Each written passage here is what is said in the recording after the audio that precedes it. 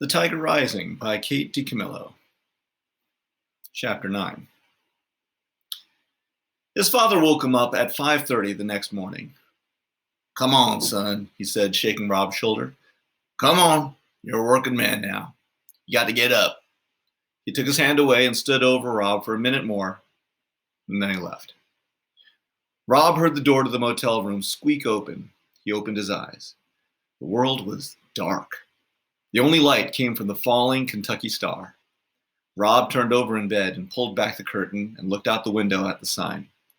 It was like having his own personal shooting star, but he didn't ever make a wish on it. He was afraid that if he started wishing, he might not be able to stop. In his suitcase of not thoughts, there were also not wishes. He kept the lid closed on them, too. Rob leaned on his elbow and stared at the star and listened to the rain gently drumming its fingers on the roof. There was a warm, glowing kind of feeling in his stomach, a feeling that he wasn't used to. It took him a minute to name it. The tiger. The tiger was out there. He got out of bed and put on shorts and a t-shirt. "Still hot," his father said when Rob stepped out the door. "And still raining." "Uh-huh," said Rob, rubbing his eyes. "Yes, sir." "If it don't stop soon, the whole state ain't going to be nothing but one big swamp." "The rain don't bother me," Rob muttered. On the day of his mother's funeral, it had been so sunshiny that it hurt his eyes. And after the funeral, he and his father had to stand outside in the hot, bright light and shake everybody's hand. Some of the ladies hugged Rob, pulling him to them in jerky, desperate movements, smashing his head into their pillowy chests. "If you don't look just like her," they told him, rocking him back and forth and holding on to him tight. Or they said, "You got your mama's hair, that cobwebby blonde," and they ran their fingers through his hair and patted his head like he was a dog. And every time Rob's father extended his hand to somebody else, Rob saw the ripped place in his suit where it had split open when he slapped Rob to make him stop crying. And it reminded Rob again, do not cry. Do not cry. That was what the sun made him think of, the funeral. And so he didn't care if he ever saw the sun again. He didn't care if the whole state did turn into a swamp. His father stood up and went back into the motel room and got himself a cup of coffee and brought it back outside. The steam rose off of it and curled into the air. "Now that I'm a working man," Rob said shyly, "could I drink some coffee?" His father smiled at him. "Well," he said, "I guess that'd be all right." Rob went inside and poured himself a mug of coffee and brought it back outside and sat down next to his father and sipped it slowly. It tasted hot and dark and bitter. He liked it. "All right," his father said after about 10 minutes. "It's time to get to work." He stood up. It wasn't even 6 o'clock. As they walked together alongside the back of the motel to the maintenance shed, his father started to whistle "Mining for Gold." It was a sad song he used to sing with Rob's mother. Her high, sweet voice had gone swooping over his father's deep one, like a small bird flying over the solid world.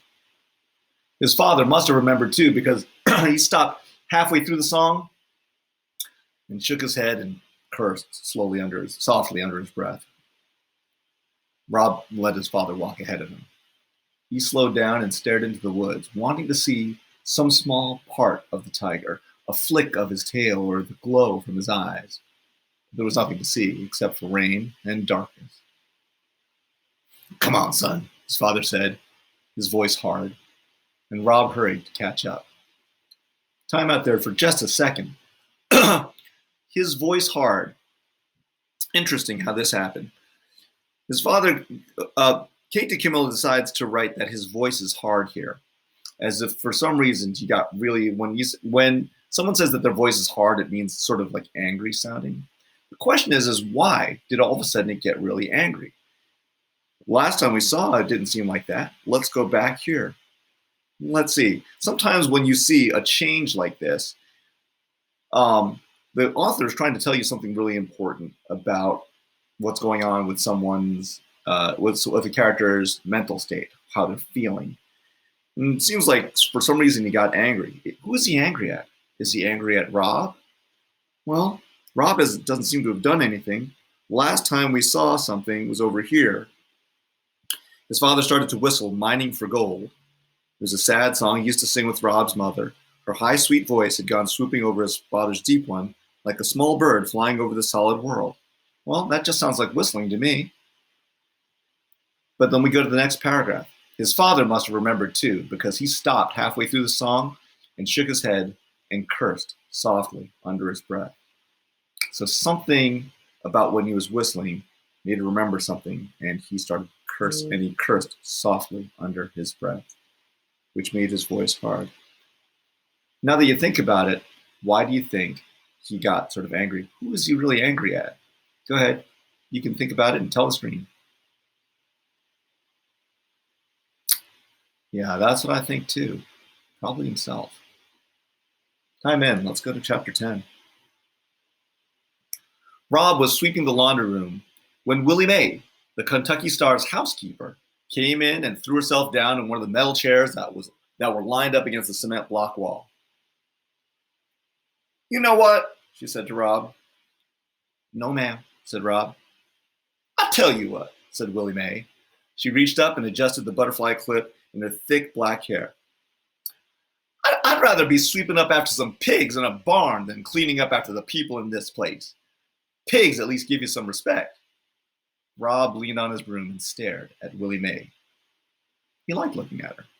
Her face was smooth and dark, like a beautiful piece of wood.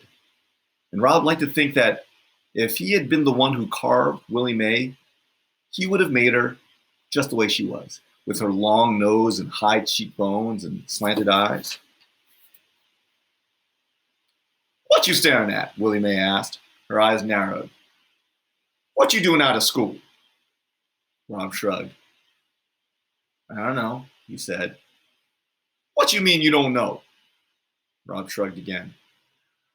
"Don't be moving your shoulders up and down in front of me, acting like some skinny old bird trying to fly away. You want to end up cleaning motel rooms for a living?" Rob shook his head. "That's right. Ain't nobody wants this job. I'm the only fool Beauchamp can pay to do it. You got to stay in school," she said, "else you'll end up like me." She shook her head and reached into the pocket of her dress and pulled out a single cigarette and 2 sticks of 8-ball licorice gum. She put one piece of gum in her mouth, handed the other one to Rob, lit her cigarette, leaned back in the chair, and closed her eyes. "Now," she said, the scent of smoke and licorice slowly filled the laundry room. "Go on and tell me why you ain't in school." "On account of my legs being all broke out," said Rob. Willie May opened her eyes and looked over the top of her glasses at Rob's legs. She said after a minute. "How long you had that?" "About 6 months," said Rob. "I can tell you how to cure that," said Willie May, pointing with her cigarette at his leg. "I can tell you right now. Don't need to go to no doctor." "Huh?" said Rob. He stopped chewing his gum and held his breath. What if Willie May healed him and then he had to go back to school? "Sadness," said Willie May, closing her eyes and nodding her head. "You keeping all that sadness down low in your legs. You're not letting it get up to your heart where it belongs. You got to let that sadness rise on up." "Oh," said Rob. He let his breath out. He was relieved. Willie May was wrong. She couldn't cure him. "The principal thinks it's contagious," he said. "Man ain't got no sense," Willie May said.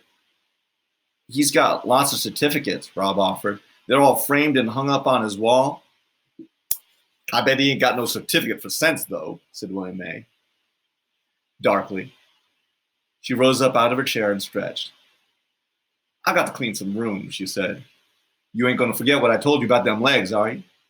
"No, ma'am," said Rob. "What'd I tell you then?" she said, towering over him. Willie May was tall, the tallest person Rob had ever seen. "To let the sadness rise," Rob said. He repeated the words as if they were part of a poem. He gave them a certain rhythm, the same way Willie May had said when she said them. "That's right," said Willie May. You got to let the sadness rise on up. She left the room in a swirl of licorice and smoke. After she was gone, Rob wished that he had told her about the tiger. He felt a sudden, desperate need to tell somebody. Somebody who wouldn't doubt him. Somebody who was capable of believing in tigers. Time out again before we move on.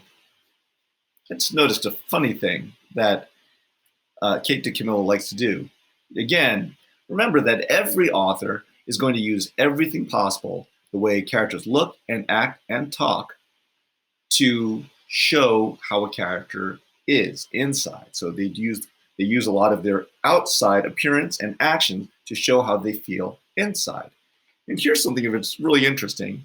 I think we're going to track this a lot. He does this a lot. When she asked him a question, Rob shrugged. I don't know, he said. And she says, what do you mean you don't know? And Rob shrugged again. And even Willie May starts commenting on the fact that he seems to shrug all the time. Why do you think he shrugs all the time? When every time someone asks him a question, whether it's Willie May or Sistine, he does this. What does that tell you about Rob and the type of person that he is? Well, something that you could probably write about in your reading response journal. Until next time, I'm Mr. Tom.